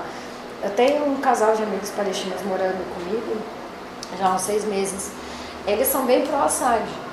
Eu consigo entender pela visão deles, né, como isso se dá e tudo mais. Eu acho bem interessante, porque realmente o governo do Assad para eles foi bom, né, nesse nível de escolarização, de economia. Né? Mesmo eles sabendo que é um ditador, eles sabem que cometeu vários massacres e tudo mais, mas eles são bem pró-Assad. Então é legal às vezes a gente saber, porque às vezes você vai lá conversar com um palestino que você conheceu, tem bastante, né, palestino agora aqui, tem muito sírio, eles são bastante pró-Assad. Então a gente entender os prós e contras também, porque para eles o Assad é melhor do que o resto que está lá jogando, né? Eles preferem que o Assad resista. Tem essa questão da irmandade muçulmana, arabização, tem várias coisas em jogo, várias maneiras de se pensar, várias ideologias. Eu esqueci de trazer esses números, tá? Mas o confederalismo democrático de 2012 para cá cresceu por volta de 300% de pessoas que aderiram e resolveram viver esse sistema político. O que nos faz, de fato, botar uma fé que isso pode se manter, pode existir sim. Mesmo que eles percam os cantões onde eles estiverem, eles vão levar adiante esse projeto político. E eles querem muito trazer para o resto do mundo. Eles falam sim que o movimento de mulheres é um movimento, eles estão agora trazendo como eu, outras militantes do resto do mundo que há muito tempo estão apoiando essa questão, para que a gente faça uma formação aqui nesse sentido. Eles são muito estratégicos, espertos, rápidos e bem sacados mesmo. Eu acho eles muito inteligentes, porque eles querem se manter. Eles não querem se abater pelos ataques que eles estão sofrendo, e porque eles sabem que vai continuar esse genocídio, mas que esse projeto político se espalhe pelo mundo, para que outras pessoas levem ele para outras gerações. Eu acho que isso que é o mais importante. Muita gente fala para mim, e aí, o que vai acontecer na guerra da Síria? Nunca vai acabar e todo mundo vai morrer. Você tinha perguntado isso, né? Não, mas o que vocês acham que vai acontecer na guerra da Síria? Não vai ter fim, né, cara? Vai ser um banho de sangue mesmo ainda por muito tempo. Isso a gente nem precisa ter bola de cristal para saber, é o que está dado ali, né? Aqui também a gente tem nossas guerras. Muitas mulheres estão morrendo, gente, por abortos clandestinos. Quantas mulheres são estupradas? Quantas pessoas negras, pobres, periféricas estão morrendo num grau muito maior? Então vamos trazer essa realidade também, né? De verdade, acho que primeiro a nossa luta. E é isso que é importante, conhecer as outras lutas para trazer para a nossa luta local. Eu tenho muita vontade de ir para lá e aprender coisas para trazer para a gente aqui. Minha luta é aqui, certamente. Eu não, sei lá, se estiver lá e morrer lá não era o ideal, né? No nosso local, sem ser nacionalista, sem ser patriotista, não é nessa questão, mas é a minha cultura, é o meu berço, é o lugar que a gente está e que a nossa luta sirva para o nosso povo também, né? Tá mesmo. Tá muito, a gente está muito individualista cada dia mais. O capitalismo está deixando mesmo. Tem horas que eu quero jogar tudo pro alto e desencanar porque eu estou sem grana e eu não devia estar fazendo isso, de ficar falando dos curdos, eu estou toda lascada, mas isso é um pensamento dentro do capitalismo. A gente precisa estar sempre superando, encontrando pessoas e viver em apoio mútuo. Sei lá, as soluções que eu encontrei do meu âmbito individual seria morar com mais pessoas, ter convívio com mais pessoas, continuar enfrentando forte para a gente poder discutir esses temas e trazer, e aí se todo mundo começar mesmo a continuar, né, resistindo, nem sempre é fácil. Ano passado eu entrei em depressão séria, tive que buscar tratamento, isso é muito comum mesmo. A militância não está aí para salvar ninguém, né? Ela está aí talvez para nos dar força em algum grau, mas ela está aí para o coletivo. Está sendo muito difícil, cada dia mais a gente está muito individual. Cada dia mais centrado, essas coisas de Instagram, eu nunca gostei do Instagram, né? Sempre te falei. Porque é muita imagem, é muito individual, só imagem que conta. Hoje em dia você põe um texto de 2 parágrafos no Facebook, tem que avisar que vem textão. Caraca! Essa história do Lula, que lia os livros e todo mundo, eu sei que a pessoa tá tendo, a gente tá cansado, mas a gente precisa ler mais, né? Enfim, vocês têm mais uma questão? Eu queria saber mais como seria a atuação do Hezbollah em aliança com a Síria, que parece que eles apoiam o Estado do Assad, né? Qual seria a vantagem que eles tirariam dali, sendo que o Assad não tem uma religião no Estado em si? E o Hezbollah ele apoia o fundamentalismo, né? Eu queria saber como seria uma... Não necessariamente, viu? Porque grande parte dos palestinos são do Hezbollah, né? Nem todos. Mas muitos palestinos são do Hezbollah. O Hezbollah também é uma luta de resistência popular bem grande, isso não é muito falado aqui, né? É sempre trazido como terrorista. Kurdo é terrorista, Hezbollah é terrorista. Hezbollah tem métodos mais radicais, sim, né? Inclusive de ataque a civis. O que a guerrilha curda toma muito cuidado, ela não tem ataque a civis, tudo mais. Aí do Hezbollah eu não manjo muito, tá? Eu não entendo, mas eu entendo como um movimento de resistência também. Tem seus métodos ali duvidosos, mas que tem sim uma resistência muito grande. todas essas facções aí, elas conversam muito entre elas na Síria. Elas têm, sim, alianças muito grandes de resistência. Mas eu não sei exatamente como elas se operam. É mais ou menos isso essa pergunta, né? Eu queria saber como que de onde vinha o interesse deles, né? Em estar ali representando, ajudando o Estado do Assad. Eles querem derrubar também. Eles se sentem mais amparados pelo Assad, eles sentem que foi um governo melhor para eles, pela questão da educação, da saúde, de uma estrutura básica. E eles querem, na verdade, grande parte deles quer um Estado palestino, né? Então eles também são uma força de resistência contra, mas, por exemplo, eu entendo pouco da luta palestina, mas eu não tenho uma abrangência de militância dentro dela, porque eles têm um entendimento de um Estado-nação. Eu respeito muito a Leila Khaled, Leila Harut, né? Que é a grande mulher militante que sequestrou avião nos anos 70, uma ídola, fez coisas maravilhosas e tudo mais. Ela é muito fã e próxima dos curdos, mas nem todos os palestinos são. Aí o Hezbollah também, nem todo palestino é do Hezbollah, nem todo Hezbollah é palestino. Então entra naquele balaio de gato que não dá para saber muito bem. Se você quiser saber, é como diz o vídeo, olha para a história e olha como ela vai se desencadeando. Aí, com um prazo maior, 2, 3 anos, começa a entender melhor qual que era o jogo de cada um. Por isso que às vezes a gente pegar o tema agora e querer entender o que a Turquia está fazendo, não dá. Você vai ter que voltar muito atrás mesmo, pesquisar, entender como esse jogo foi acontecendo para saber o que está agora. Mas desculpa, não sei se foi isso melhor não. Então é isso, né? Eu vou deixar depois o meu e-mail, meu contato. Né? Você tem, né? O Gmail, quem quiser depois entrar em contato, o Facebook, enfim. Tá? A gente conversando, se tiver dúvida e eu puder, de repente, achar um artigo mais fácil, para você pessoalmente que vai replicar o conhecimento. Mas obrigada, gente. Mais uma noite maravilhosa.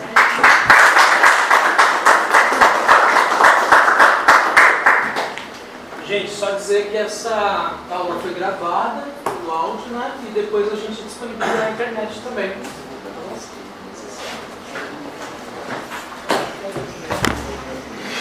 Quero mais